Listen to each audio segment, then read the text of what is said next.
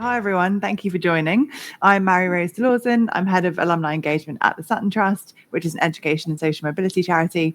Previous to working here, I worked for quite a long time in higher education and in that space. So yeah, really nice to see everyone. Thank you for joining Trials and Errors today. Hannah, I will also pass you to introduce yourself. Yep, I'm Hannah Fox. I'm the Director of Alumni Community Careers and Network Development at Regent University London. Mary-Rose and I previously worked together at London Business School, and some of you may have seen some previous Trials and Errors, but this is something we've been doing for about 7 or 8 months now, talking to different senior leaders across the sector about the mistakes they made and what they learned from them. And today we are joined by Steve and Kerrie. So Kerrie, could you introduce yourself, please? I can. So I'm Kerrie Holland. I'm Executive Director of Community Alumni Relations and Development at Aston University. Do you want me to say about why I chose to take part in the... Okay, so I was nominated by a member of my team, which I find faintly worrying, as someone who they just thought would have made some great mistakes, and so on. So that was lovely, and I agreed to take part because I genuinely believe you learn more from the occasions where things go wrong than if you just sail on through. So I'm delighted to come and share some of my mistakes so that your audience listening today can avoid them if the time comes for them. Great, thanks, Steve. Hello, so I'm Steve. I'm Director of Development and Alumni Relations at the University of Leicester, almost Times High University of the Year, University of Leicester. We just got pipped to the post last week by Ulster, so we can't be too sad about that. But I've been at Leicester for about 2.5 years now. I've been in higher education advancement for about best part of 2 decades. Previously worked at the Royal College of Art and the University of Hertfordshire. And I guess a couple of reasons why I thought it'd be good to do this today. One is that I've got a pretty big example of perhaps the main kind of thing that biggest mistake that I've ever made in my career, which I'll share with you guys shortly, and what I kind of learned from that, how it affected me and my professional development, etc., etc. But also, failure was one of the things that was quite pertinent at my previous institution at the Royal College of Art. There were a lot of very talented designers that were kind of looking at going into their careers, and one of the things they always brought into their postgraduate teaching was the art of failing and how important it was as a designer specifically, but you can obviously look at that in all forms of life to kind of see what you can take from that, and that it's not always a bad thing. And I've kind of carried that with me since I come away from there even more so. So yeah, it's a good thing to chat about, I think. Thanks, Steve. Thanks, Kerrie. So yeah, before we get started, just to reconfirm, as I said, please do pop some questions in the chat. We do really like to keep this quite informal, hence the theme. It's all about, it's just a bit of a discussion. So please do kind of pitch in with comments or anything that I guess particularly resonates with your own experiences. We'd love to kind of weave that in. Hannah and I will be keeping an eye on that, but we'll also leave some time at the end to go to those questions as well. And also just off the back of what Kerrie alluded to, if people have ideas for future speakers, please do get in touch. We've already been kind of busy curating a January series that we'll be promoting soon with a bit of a focus on career changing in the sector as well. So those of you who might be thinking new year, new me, watch this space. We'll have a nice webinar series from me and Hannah to inspire you into your next job move. So whether that's in a supporting sector, something like consultancy, going from HE into schools, perhaps kind of making the move to work in something like a company like a tech startup that works alongside education. But yeah, we'll be covering those as some interesting speakers in January. Beyond that, we're still working on the rest of our monthly series after that. So please do reach out. We'd love having speakers suggested. We won't take it to mean that they are a failure. We just like to see this inspiring leaders. So yeah, thank you, Kerrie, for not being offended by that. I'll pass to Hannah in a minute to get started. And just as a reminder, we'll be asking both of our panelists to share some experiences that we'll then talk about, and then we'll come to kind of questions as we go. But before that, me and Hannah like to share our own fails.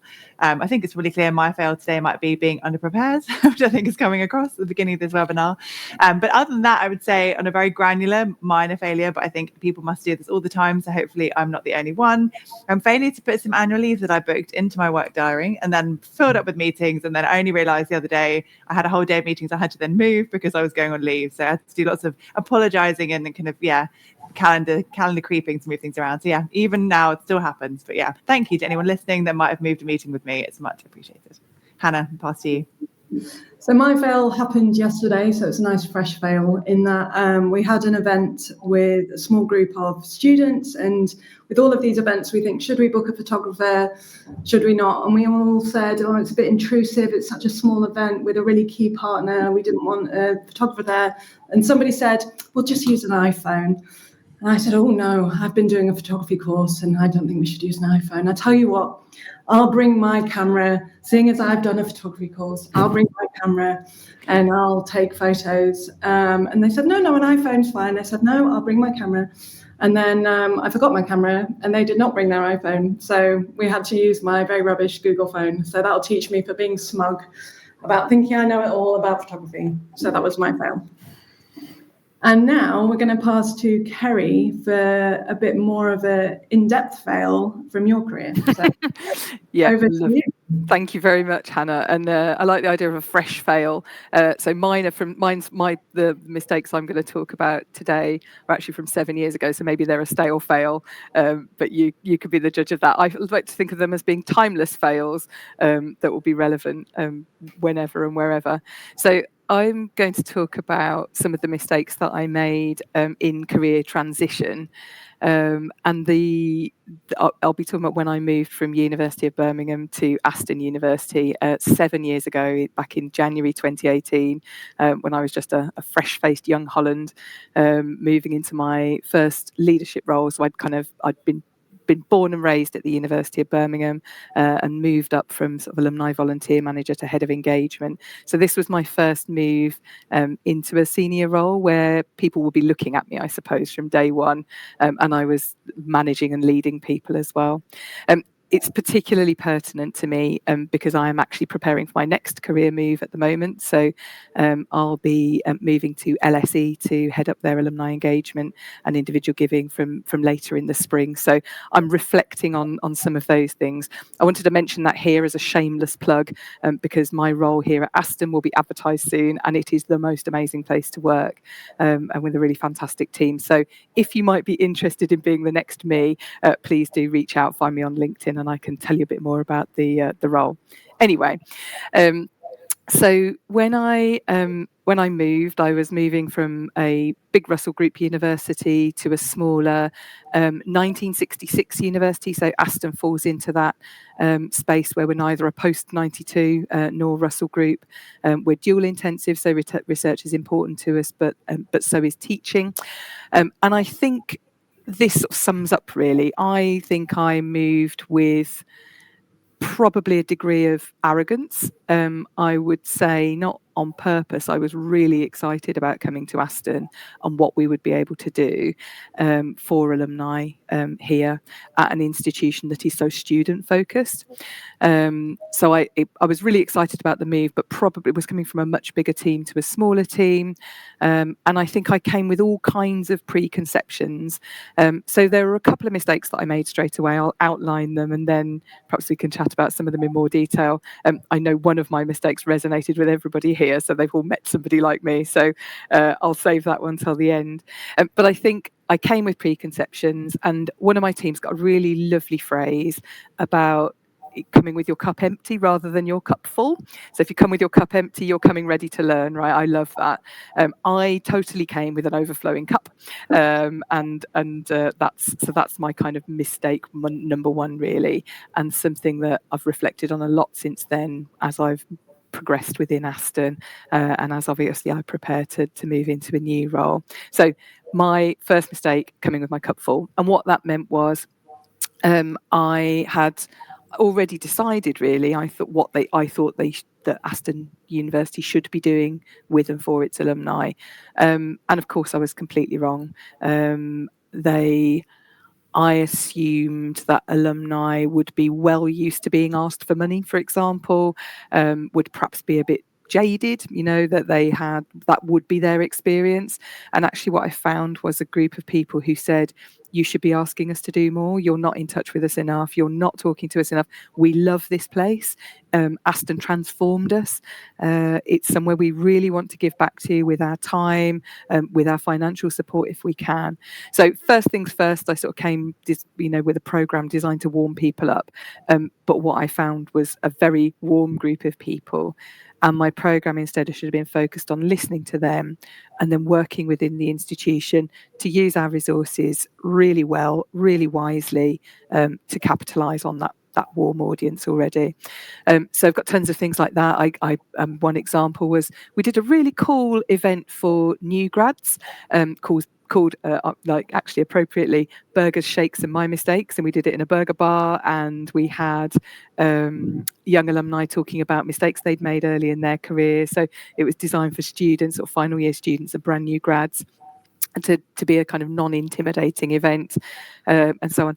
But actually, we just didn't need to do that. The students were so well engaged with the careers with the careers service, with their academics, and so on. We didn't have to do something special. We could have gone and just met them where they were, and plenty of staff would have helped us to do that. So that's one example. A second area I would definitely do differently is I placed too much trust, I guess, or emphasis on one source of information. So obviously you come in, you're particularly keen to impress your new boss, your new senior team, your vice chancellor, your big boss, whoever it is.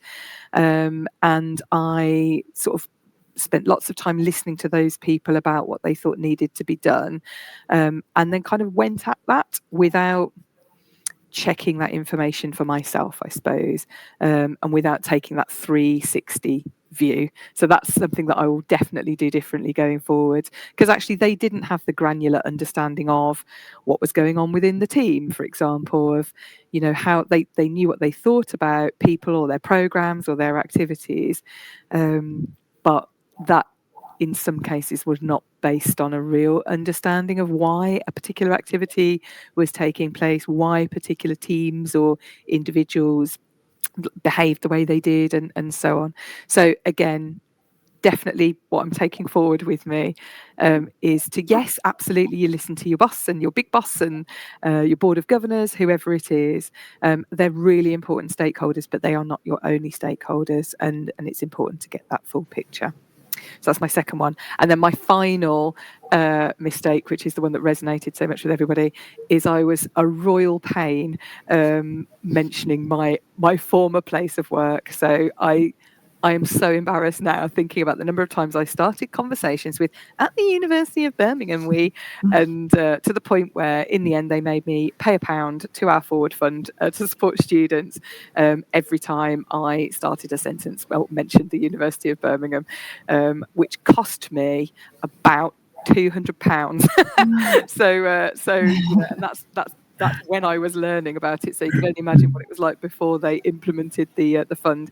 And obviously, it's a privilege to support our fundraising to support students. But yes, I can only think how annoying I must have been. And this is something I'm very keen to avoid. So if I have any of my new LSE colleagues listening today, you can hold me to account for this if I mention either Birmingham or Aston.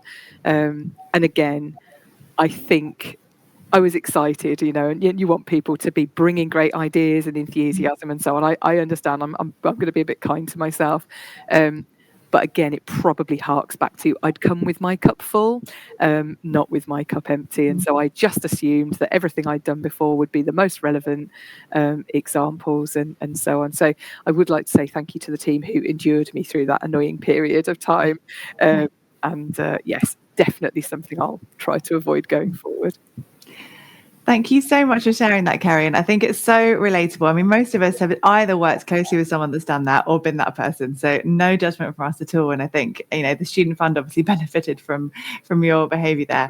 I have a couple of questions. And so I guess, yeah, just to kind of go straight into them, I could say thanks again for sharing, because I think it is a really relatable situation at all levels. And I would say, I'm interested to kind of hear from you about it, because, you know, I think whilst that cup, I think that cup analogy is brilliant and is very valid. But I suppose the backdrop of that is also the context that you were probably hired because your cup was full of expertise and you'd done great work at another institution. And I think it is such a balancing act, isn't it? Because, you know, that would have been why you've been successful in that job, and there was probably a hope from those senior stakeholders you mentioned that you would bring some of that expertise and insight. So it's interesting, like, how do you temper that with then kind of also being humble and arriving and thinking, actually, I do have a lot to learn. So that was my comment rather than question. But my question was just purely kind of, how long did it take you before you kind of realised, actually, my approach has been not quite right here, and I need to almost reset and, you know, empty the cup and kind of go back to square one? That's a great question.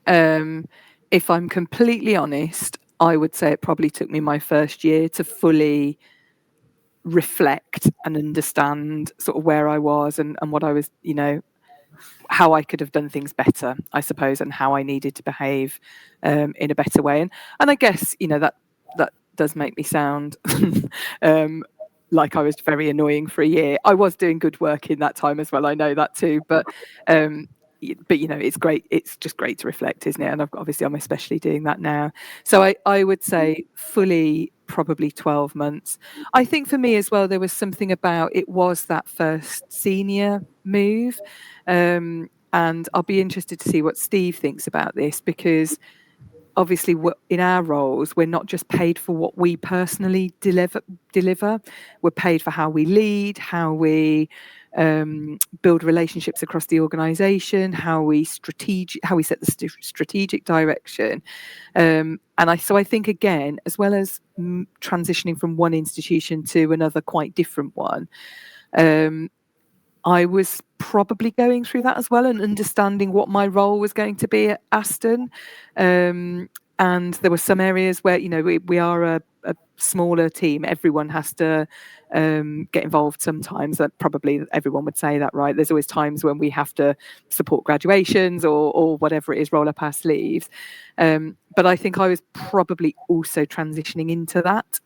And that understanding of, I'm not just paid for what I personally do, but what I make sure is delivered, both from my team and from the institution for alumni. So I think rolling those things up together, it probably was a year, if I'm honest, before I would say I was fully settled, institutionally aware, and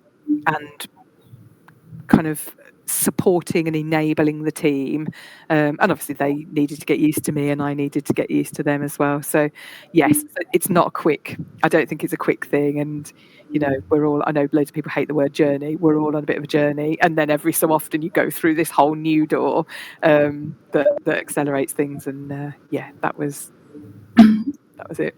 Kerrie, did you have any did any of the team kind of say, Kerrie, stop, this is a terrible idea? Or was it more of a kind of, you know, a self-realization that you're heading in the wrong direction?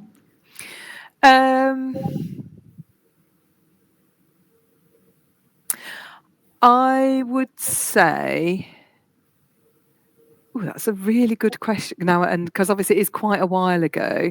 I think it was more in conversation. I think there were definitely some things that I just pushed through like a bull in a china shop, and which is not ideal. But some of it we almost had to try it, and I think they were doing something different. I was doing something different. We've probably landed somewhere in the mid. We landed somewhere in the middle. So there were initiatives. There were things that the team were reluctant to do, which ultimately, I think there was probably one occasion where we didn't do it. There was one occasion where I just pushed it through and said, no, we have to work like this. This is what we're going to be known for. They were brilliant at trying things like the burger shakes in My Mistakes, and they pulled it off brilliantly. It was amazing. That was my error, because we just didn't need to do it. We already had that warm, great interaction between students and staff, amazing networks we could tap into, a super supportive students union and so on. And would I have listened if they told me that? Possibly not. So I think maybe I had to learn through doing with that. I think for the most part, they came with me and I came to meet them. So it felt that we got to a good place. But yeah, there were definitely some meetings where I go, right, I'm going to do this, and then it was just silence. And I learned to recognise that the silence was not always assent. So, yeah.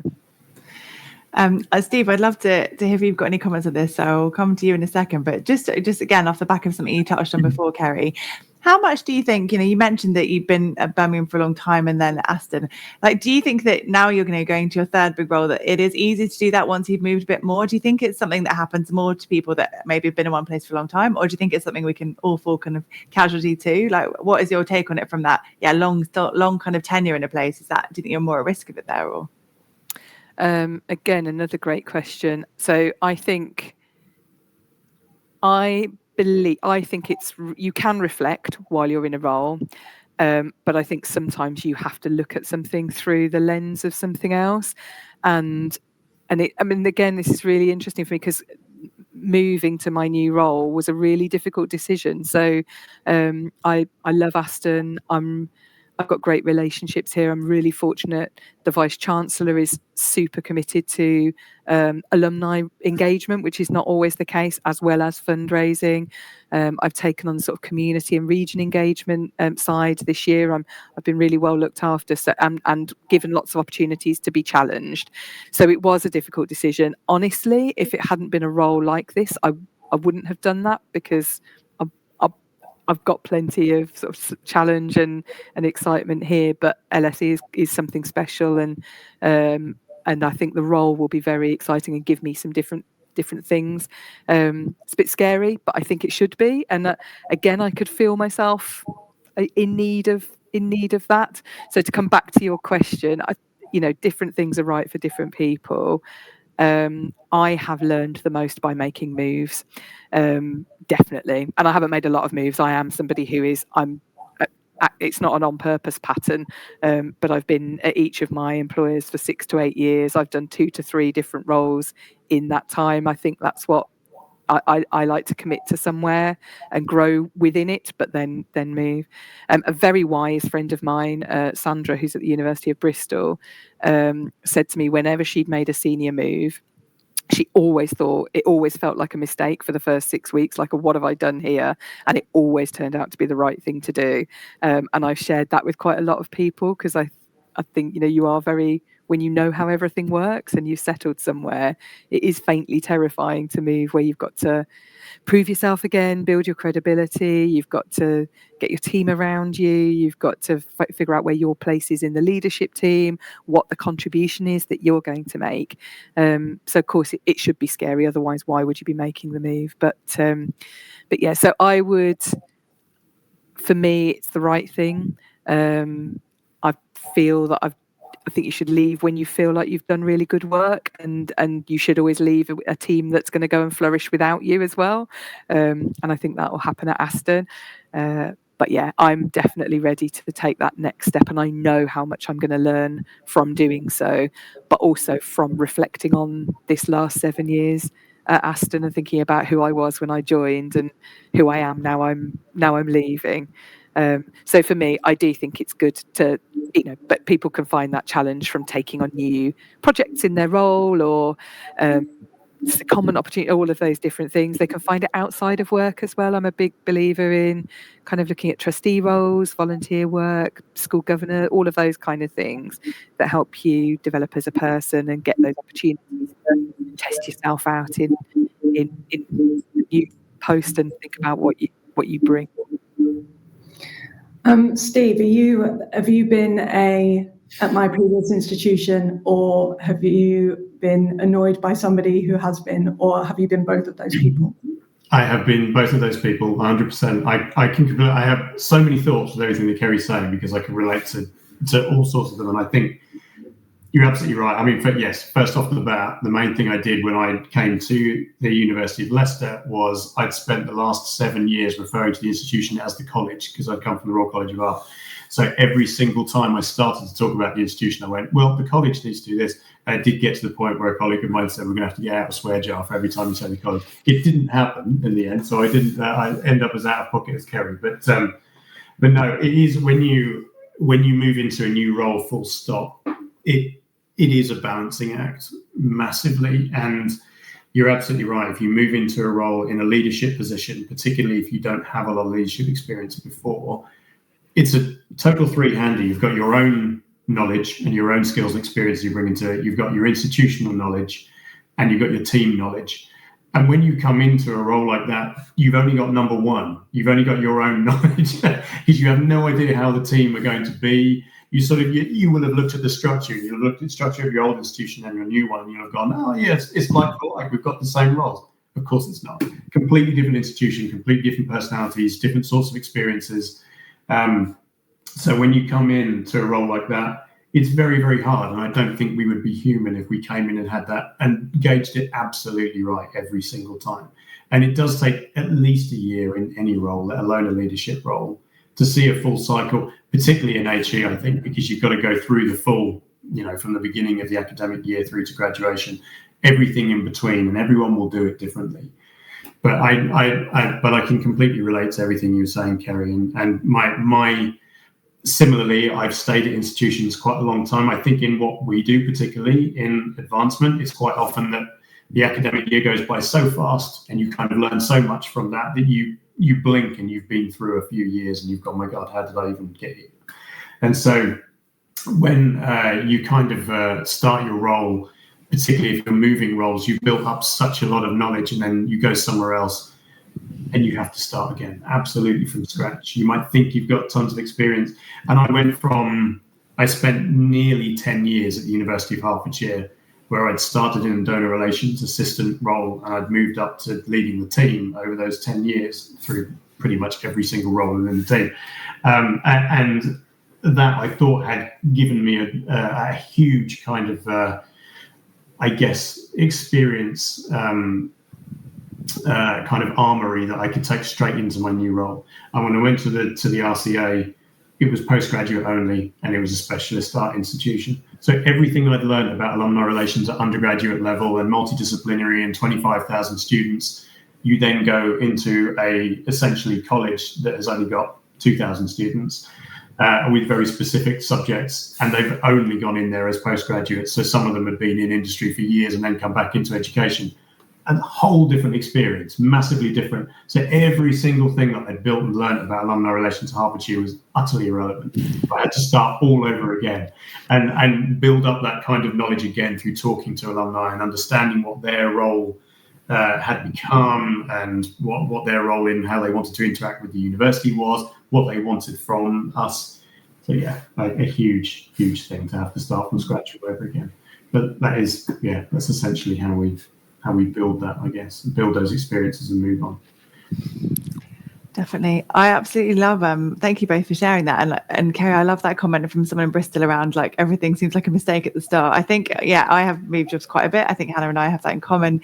And I think every time I forget how uncomfortable it is being the new person and how long it takes. And you kind of know that you'll get through it, but it is such a difficult transition every time. And I think there's something good, even just in the reminding people of that like it will always feel uncomfortable. It will always take you a long time to go through, like you say, in HE, particularly that academic year cycle, but it does always get better. And I think sometimes that's nice to cling on to. But I guess Steve, you've touched on yours a bit already, but would you be happy to kind of go into telling us about your example? Yeah, absolutely. So I'm going to go back a little bit further because my example is more or less my kind of origin story into higher education, because it kind of happened before I moved into HE, and it's kind of the reason I ended up falling into it with all the luck that I have. But mine is kind of around, so it took place, my story is about 2005, I want to say. It was a good 20 years ago, I think, before I came into HE. And I had been working for a few years after I left university in various bits and pieces. And I'd landed and found myself in a role in the publishing industry. So I was working for a company called Whitaker, and they basically provided all the book and bibliographic information to the retail industry from the publishers. So every time a publisher wanted to publish a book, they'd send the information to Whitaker. We'd put it on a database, file that database out. And I joined that company kind of at the, must have been, bang on the kind of the turn of the millennium. So digital stuff was starting to come in. And so the way they were changing the way they were doing things massively. And this gave me a huge opportunity as a young professional that was entering there to kind of start to build and bring my own ideas into it. And it was a hugely encouraging process. And they had all of these things that I could bring to every idea that I brought to them, they said, yeah, that sounds like a great idea. And I kind of empire built over around 6 years of trying to bring other things into it. And it worked really well. And I had a little team and it was absolutely fine. Bolstered with all of this experience, this good experience that I'd had, the company was taken over by a big American company called Nielsen, who own all sorts of different multimedia facets and companies. One of the things that Nielsen owned was the side of the film industry that ran all the test screenings for new films for all the major Hollywood studios. And so being a huge film nerd, my desk and my work area were covered in film posters and figurines and God knows what. And so somehow it got through to them that I liked films. And so when they were building that side of the team, started having conversations about, would you be interested in coming across to here? So as a lifelong film fan, I was like, 100%, let's just have this conversation right now. And it seemed on paper as if it was going to be the absolute best job in the world. And so I went through the interview process. It was quite a long interview process, strangely, because it was a fairly junior role. But I had my interview internally, and then I went over to the office in London and had a proper kind of interview there. Hadn't spent much time in London at that point, so I kind of got off the train like Paddington and was kind of wandering around in this big shiny city going, well, this is going to be amazing. Had the interview, that went well, and then my final interview was a phone interview with a couple of guys from LA. So I was actually talking to Americans in Hollywood, and this was my absolute dream, and I was like, this is going to be the best job in the world. And so I get the job, and immediately started to think that I could do exactly what I did in my previous role and bring everything that I'd kind of learned and all of this confidence that I got about, I just bring new ideas and everybody says yes, and then we'll be able to do it. And it turned out to be the absolute worst move I possibly could have made for a ton of reasons, professionally, personally. And it was a really, really tough pill to swallow because I had thought and continued to think on paper it was going to be the best job I'd ever had in my life. And I think I was really, really hard on myself for a while because I went in with all this bravado and everything that I said to them about we should try and do this. They were like, no, we're not doing that. There's a very set way of doing things. Ultimately, it was market research. Anybody who's worked in market research will probably know that you have to function within a very tight kind of language. Everything you get about. So we would run test screenings for these new films in the evening. I would run focus groups with the audience that had been employed to kind of recruited to come and watch the film. And then all of the data after they'd filled out questionnaires and done the focus groups was crunched overnight. We'd come into the office the next morning by 9 o'clock and have like reams of paper with all of the data on it. And then we'd have to turn around a report that we sent back to LA by midday. So that when they started to wake up, they'd have everything they needed. And we had to advise on everything from the characters people liked in the films, what they thought of the ending, whether they thought there was a bit that sagged in the middle, because at this point they could go back and they could cut the film however they wanted. And I saw versions of films where by the time they came out in the cinema, the ending was completely different because they'd gone back and reshot the ending entirely. And so it was everything around that sort of thing. And it was very high pressured because we'd be advising on release slate positioning, when in the year it should go, what other films it might go well with, where you could kind of counter release something so that you have your kind of Barbie and Oppenheimer scenario so that you can think that you're going to counter program, but then it works out and you benefit. It would inform everything that went on the posters. So it was very, very, so there were loads of things, and I came in thinking I have loads of things that I could advise here based on the conversations I'd had, and they didn't want to hear any of it because I literally had to look at the data and say, well, you just have to say fractionally more people thought this than this. The majority of people saw this than this. And I was trying so hard to think, how can I bring something to this? How can I make it a little bit more interesting? How can I bring this to life? And everything I tried to bring into it, I was getting slapped down with a no. I think I even used the term with my boss, I want to make this report a bit sexier. Never use the word sexy with your boss. It doesn't go down very well. So it just went horribly, horribly wrong, really. And I convinced that this was my path into working in films and me living happily ever after. I stuck it out for, I think, a little over 2 years. But every day was utterly miserable. And I wasn't. And so what I really had to learn from that was I'm a square peg in a round hole here. This is a job that's important. It's a job that somebody's skill set will fit absolutely perfectly. Mine absolutely doesn't fit this at all. And it wasn't just because they weren't taking on my ideas. It was just something that the things that I did and the things that I could bring to something just didn't fit and didn't work. And so I know from thinking back at that time, I think I was very, very depressed in the role, and I think it knocked my professional confidence massively. And when I kind of came to the conclusion I need to start looking around for something else, it was difficult to know what to look for, because I kind of lost sight of all the things that I was good at in my role and the sorts of things that I could bring to something. And so when I was just looking for, I had my second daughter had been born about within a year of me getting that job. And so I was spending a lot of time doing things in the evenings, and I was missing family time. So I lived in Hertfordshire, so I was having to go right out of London after the test screens. So I was looking for something closer to home. And so when I saw an advert at the University of Hertfordshire for a donor relations executive, I thought, I have no idea what that is, but I know the University of Hertfordshire is a good employer. I knew a few people who work there. I'm going to go and I'm going to see how this works. And I had the most amazing interview with amazing people, because people that do what we do in advancement tend to be really people-oriented, good communicators. And even the interview was a completely different and refreshing experience.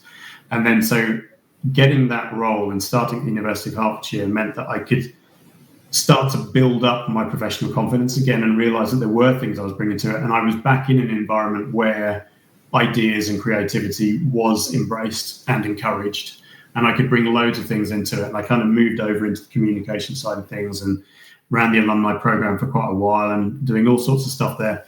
And in retrospect, I can look back now and think to myself, I should have got out of that job a lot sooner than I actually did. And I hung on in there far too long. And again, it comes down to one of those things that's a tricky balance again, because, you don't want to start a role. As we said, you make mistakes massively. You hate a role. You don't know anything about it. You don't know anybody. Every new job is scary, and every new job sucks for the first few weeks, if not months, if not the first year. And so it's difficult, because you don't want to jump out of something thinking it's absolutely rubbish when actually it isn't. You just haven't properly gone through a bit of a cycle and got used to where the rhythms of it and the people and where your strengths lie. And so I think I hung on in there too long, and it was detrimental to my career. And I think the main learning that I kind of brought away from it, that I've taken through every role that I've done, is give things a little bit, go through the cycle, try as hard as you can to make sure that the things you're bringing to it are working. But if they don't, it's not a failure. It doesn't mean that you're not good as a professional, or you have nothing to contribute to something. You just have to find something. You have to accept that it's not the right thing and move on and find a groove that you do fit in that works really, really well. And so in retrospect now, I can look back and think it was a mistake, me kind of thinking that job was going to be everything and going to be my ideal job, and it was going to be a happily ever after, and I was going to live in films and the magic of Hollywood was going to make everything better. It was absolutely nothing like that. But at the end of the day, I can still look back and think, if I hadn't had that experience, I think I would have gone into a lot of roles since with a very different attitude. And I can sort of take something away to think that it wasn't necessarily me failing massively at that job. It was just the wrong job for me. And anybody who's starting out their career in their early 20s, you will find things that work really, really well, and you'll find things where you just don't fit. And I think you just take those, use your gut instinct, take advice from other people, and just kind of come to your own conclusions about where you need to be. But I have a really, I think that's such a relatable example. And I know that Mary Rose and I have had discussions about this before, about kind of finding a job and then realizing that it doesn't quite fit. And I have a very specific question around this for all of us, really, because we all hire people in our teams. And I think I've had many conversations over the years of people saying, I need to stick it out for 2 years on my CV. So I need it on my CV for 2 years, and then I'll move on. And I wonder, for all of us as leaders, I mean, for me, if there's a good enough story behind that and somebody comes in and says, look, it just wasn't for me, I don't really mind how long somebody's been somewhere on their CV. But I would love to hear from kind of each of you.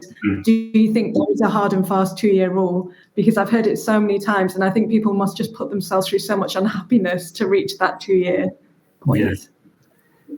That's a really, really good question, Hannah, because I think you're right. For me, one of the things for me that's really important, I'm a big advocate of transferable skills. So I don't think you need to 100%. Some jobs are very specialist and you need to have experience in those roles, I think. But sometimes you will interview someone who's done something slightly adjacent, but you'll see so much that you know they can bring to it. And I think that's quite an exciting place to be. So I think if you can bring someone who can bring completely different experiences from somewhere else, you won't just get the same old things done within your team. And I think there are roles within advancement that you can do that with. And I think for me personally, if I look at CV, if there's anything under a year, that tends to be a bit of a flag, because I guess you could get to a probation period and then that's sort of it. It's not a massive absolute no, don't listen to this person's story and find out why. But I think if it's over a year, I wouldn't massively question it. You're right, 2 years is quite a long time, and I think it's a very respectable time to have been in a role, and even 18 months is a fairly respectable time. But I think the honest answer to that is it depends what the job was and what you're looking to employ, what you need from that person. You know, for example, if I need somebody who's got fundraising experience within my team, which I do at the moment, I'm going to do a shameless plug like Kerrie and say we are recruiting at the moment for a senior fundraiser, so please apply here. But yeah, I think if you're looking for someone where you need specific skills and you need certain experience because they need to hit the ground running and do a certain thing for you, that's very different. You need someone with a lot of stock behind them, and that they've, particularly for a fundraiser, you need to know that they're comfortable in that space. They know how to take their own leads. They know how to get out there and talk to people and do that. I think there are a lot of roles that can lead into fundraising. And I've seen a lot of people transition from alumni relations into fundraising, and I think that works very well. And I encourage that internally, because I think if you've got time to bring someone into making that transition, that can be great. Because I think if you develop those people skills first, then that's your basis for having the conversation about money. It's not really a huge jump, but it depends on the level of the role and what you need from it, I think personally. But yeah, it'd be good to hear what Kerrie thinks. Yeah, Kerrie, what do you think? Yeah, so I'm more interested in the overall story of someone's sort of CV, work history, why they're interested in it. So a 2-year role wouldn't worry me at all. I would always really appreciate openness about saying, actually, that job just wasn't for me. One shorter one, a year, would be fine, because people, you know, this happens.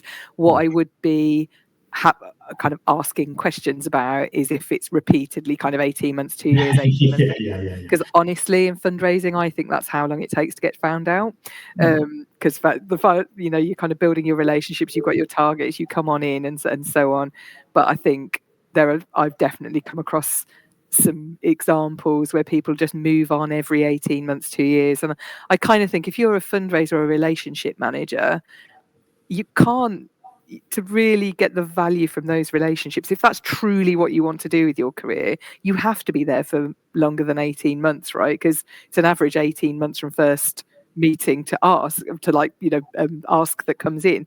So yeah, so if it was repeatedly that, I might have some questions, but otherwise not at all. And I think, you know, as I kind of get further on in my career, you come across people who've come from into our sector in particular, because we don't have enough there's not enough people who are experienced to go around for all the jobs that we've got.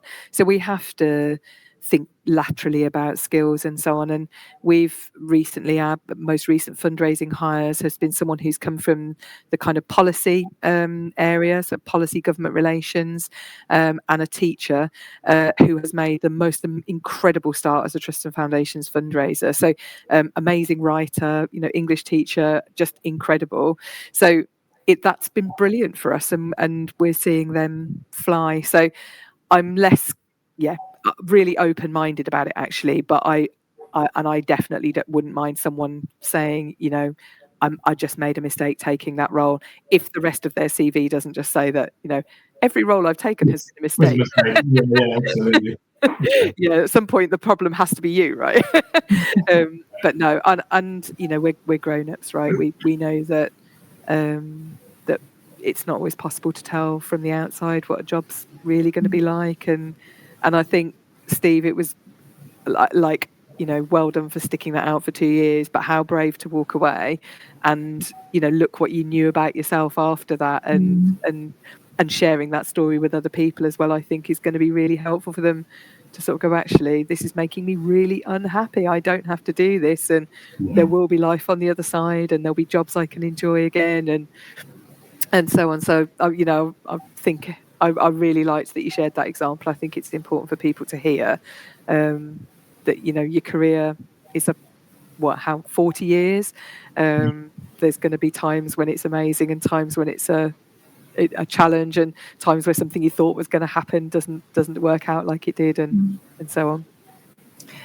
Thanks both for being so honest and sharing so much of that, actually. And if it's helpful, I will say I appreciate hearing the different perspectives, because I once left a job in under 6 months. I resigned quite quickly because it just wasn't the fit, and it was for personal reasons. It was a great institution. It was a really nice job. It was just one of those instances where very quickly I just realized, there were kind of things about, you know, location and certain elements to it that just weren't a good fit for me. And I was really distressed at the time making that decision so early, but actually it led to me then kind of getting another job elsewhere who did take a chance on me because I was so honest in my interview, and I was fortunate to have quite an open-minded hiring manager. But yeah, I went into that thinking, I should probably stay here for now a few years to repair the blip on my CV. But I think it's good, you know, I have since found that actually did give me something to talk about in interviews of, you know, tell me about a time you've made a mistake, tell me about a kind of, you know, a reflection you've got. And I think being able to be quite honest about these things is always going to put you across in a good light. But yeah, it's nice to hear this discussion. So if anyone watching would like advice on talking about moving in under 6 months on a CV, please feel free to reach out, because I would also, just last thing, and then we'll go to a question in the chat. I think what's nice is that, like, being honest and building these connections in this sector is also valuable, because it is a small sector, whether you're in advancement in schools, in higher education, in like associated organizations like mine, you know, people do know each other. And I was really fortunate in my experience that they were incredibly understanding, and actually it ended up being a very kind of amicable departure. And despite the fact that, you know, they had every right to be a bit frustrated that I was leaving so soon. So I think a lot of it's about thinking about, you know, I need to keep on good terms with these people. They probably all know other people in the sector, but actually it's just about being honest, isn't it? And hopefully people will take a chance. Anyway, thank you for sharing. We've already had a nice question in the chat, so I'm going to put this to both of you now, and then anyone else watching, we still have a little bit of time, so please do pop any more questions you have.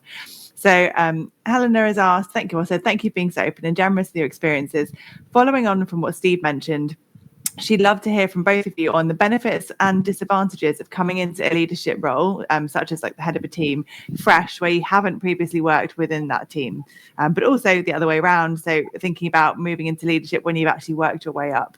So any general insights or kind of mistakes to reflect on? So that's, coming into a leadership from outside the team completely, or working your way up, and kind of, pitfalls to avoid, insights. Steve, go for it. That's a really good question, and it's also quite tough because it depends. There's different angles to it, I guess, because so the benefits of going into a leadership role in a different institution massively outweigh the benefits of moving up into a leadership position in the same. That's a really, really tricky thing to do, particularly if you've been there a little while and if you've worked alongside other people. And I'm not just speaking from personal experience. I've seen other people struggle with this as well. If you have been working alongside other people who you have regarded as your peers and vice versa for a long time, and then you suddenly become their manager, sometimes, depending on the relationship with some of those people, it can work okay. And I have seen it work perfectly well. And I did move up a lot at the University of Hertfordshire incrementally. But you can find that you are almost completely stunted in your ability to become a leader if it's not accepted by the majority of the people that you are working with. And that might not be a personal thing, or they just don't like your style, or they just don't like you. It's difficult for them to see you as anything other than the peer that they were working with. So it can be really, really, really tough. But it does depend on your team, and it does depend on the role you're going into and the relationships that you had with them. Because I have seen people move up where other people have said, you know, this person is so brilliant, and I don't understand why they haven't done this before, and they should be leading the team, sort of thing. And then when that happens, it's absolutely great because someone's got a natural transition. But moving into a role in a different institution as a leader, you get to have a completely blank slate. And you ultimately, go in where the team there have an expectation. And that can be a tricky thing as well. There is an expectation you've got all the answers and you know exactly what to do. And you know all of them and you know exactly what the institution needs. And you go, right, this is what we need to do. And you're going to get it right every time. That is a slight risk in doing that. But ultimately, if you kind of make that transition quite slowly, get to know the team, see a little bit of the rhythms of the institution before you start to think about how you want to make some changes and where you want to take it, you can bring them along with you, ultimately, I guess. I mean, it was a really interesting move when I came into the University of Leicester, which I had absolutely no doubts about, having spoken to all the people through the interview process, all the leadership team, and having met some members of the team.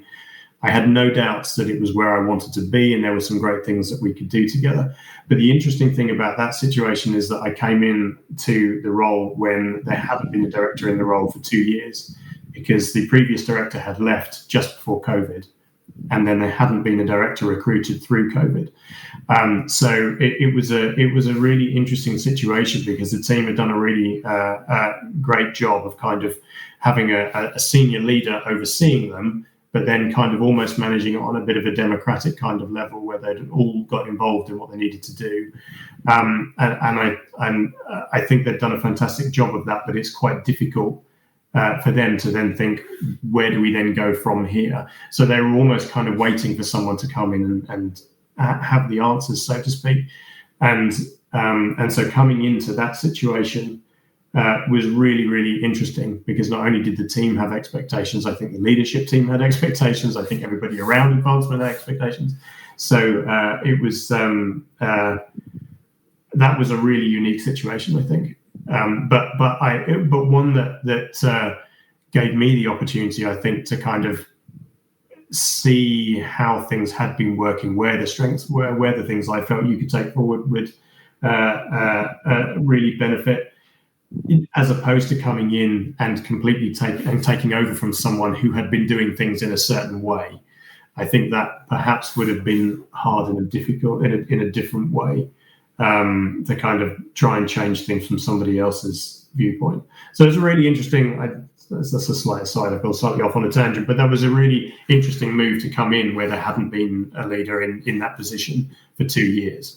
It was a whole different thing that I don't think I'll probably find again in my career.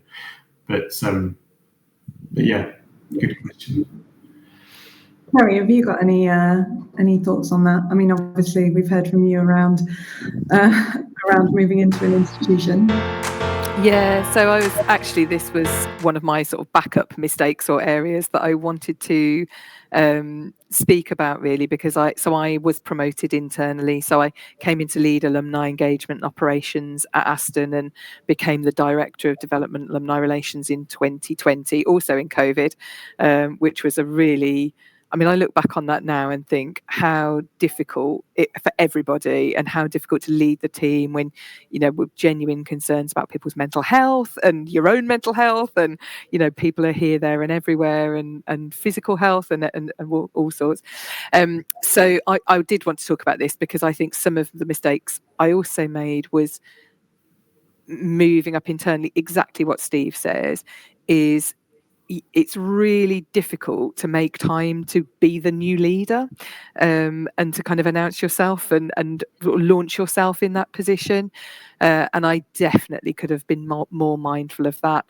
I should have done something like read The First 90 Days, or one of those classic, How to Land as a New Leader kind of books, and tried to make myself take a bit more of an external approach. And I didn't. I mean, you do know the lie of the land and things like that. So that helps. Something I did that I think was good was develop an institutional strategy for alumni engagement and development at Aston. And that was as useful for getting time in with the Vice-Chancellor, with the Pro-Chancellor and Council, with the Pro-Vice-Chancellors, Exec Deans, Chief Operating Officer, all of those people, as well as senior alumni. and just to get them to give some headspace to what we could be doing with alumni and development and so on. And so that kind of was my launch, actually. So that was maybe fully public and launched maybe 18 months after I was in post. I was having those conversations maybe 9 months in, and that was the best thing I did, because it really did make people have that sort of thinking time about what we could do with alumni and development. So that I was pleased with. Something else I just wanted to say that I don't know if this is interesting to people or not. I don't know who in the audience, where people are on their leadership journey, but something I was thinking about the other day is how, as a leader, you are completely responsible for your team's mistakes. Up and outwards, or at least you should be, right? That's your job, that's what we're paid for. But how vulnerable that makes you feel. And I don't know, I wouldn't have figured that out earlier in my career. I would have been bouncing around University of Birmingham and Aston and doing what I thought was right and things like that. Everybody makes mistakes. I don't think I realised quite how visible and how responsible you are as a leader for everything that your team does. So sometimes if you think your big boss is a bit picky, it's because I will guarantee you, and Steve, if this isn't the case for you, I will make a donation to Aston's Forward Fund, but I will guarantee you, if something goes out with a typo in it or an event, something messes up, someone in the university leadership will WhatsApp me or Steve or whoever with the mistake and just a screenshot of it and just a question mark or notice this, just flagging this. There'll be something like that, right? So that's, and I think your leader won't always share that with you, but sometimes if they're being a bit and that's why it's so amazing when you've got the team around you that you want, who like have your back, and it's my job to have my team's back, and anything that goes upwards is my responsibility to make sure it's reflected on and rectified for me. But just I wanted to share that. I was thinking about it the other day, but I guarantee you there is a WhatsApp that goes out to your boss with your mistake on it. Oh yeah, 100%. But on the same kind of thing, I kind of like to use that sometimes to calm my team down if they're freaking out about something. So for example, we're in the silent phase of a campaign. It's Leicester's first campaign, and we've got quite a big target for Leicester, much more money to be raised than we've ever done before. And I think a few of the team kind of jaws hit the floor when they found out what we were trying to do. And I've said particularly to my fundraisers a few times, ultimately, this is a target for all of us to feed into, and we're all trying to get there, and we all need to play our part. Yes, 100%. And you have my full support in everything that you want to do. But ultimately, you don't need to worry about that ultimate target, because if we don't hit that, it's me that's going to be, it's my head that's on the block if we don't hit that target, not yours. So there's some solace sometimes the other way. Great. Thanks so much. We're almost out of time. So in the last couple of minutes, just like literally in the last few seconds, we've had a question from someone just saying, I thought those challenging feelings of the first 6 weeks are very relatable. So I guess maybe it's a closing thought. Could you answer the question, which is saying, apart from listening, what is the best tip that you have for getting through this period for others, whether professional or personal? So yeah, closing thought, but Kerrie, best tip for getting through that first 6 weeks. So this question is from Kerrie, who's at LSE, who she and I are going to be working together. So I will say, obviously, the tip is to just be lovely to your team and so on. I think get your friends around you, your trusted people, and your work best friends, those people whose judgments you really trust. Make sure that you check in with them, and if you're a new leader or a new person going into a new job, just check in with them. They'll give you the sense check. They'll remind you that you know what you're doing, of your brilliant self, all of that kind of stuff, because they're the people who already know you. They've seen you at your best. They know how brilliant you are. So I'm going to be scheduling through like kind of April and so on. I'll check in with those best work friends that I've collected over the years. So if I'm having any wobbles, I won't, obviously, because Kerrie and Helen are everyone are going to be so amazing to work with. But they'll remind me of that I can do this. I know what I'm doing. I've done it elsewhere, and so on. That's my tip. And Steve, in one tiny sentence, seeing as we're running out of time. Yeah, no, I think trust your instincts a little bit, but yeah, talk to people. Don't suffer in silence. Don't sit there thinking, am I doing this right? Just talk to people. Ultimately. Amazing. Guys, thank you so much for coming and giving up an hour to share your mistakes with us. We really, really appreciate it. Really relatable examples and ones that we have skirted around in previous episodes. So good to tackle them head on. Just a reminder, as Mary-Rose said at the beginning, we've got a mini series coming up in January. There's 3, January and February, we've got 3 books in. We'll be sending out the links via Case Forum, our LinkedIn's. So 3 really kind of interesting career changes sessions coming up. Steve and Kerrie, thank you so much again. And thanks for everyone for joining. Yeah, thanks everyone. Great to see you.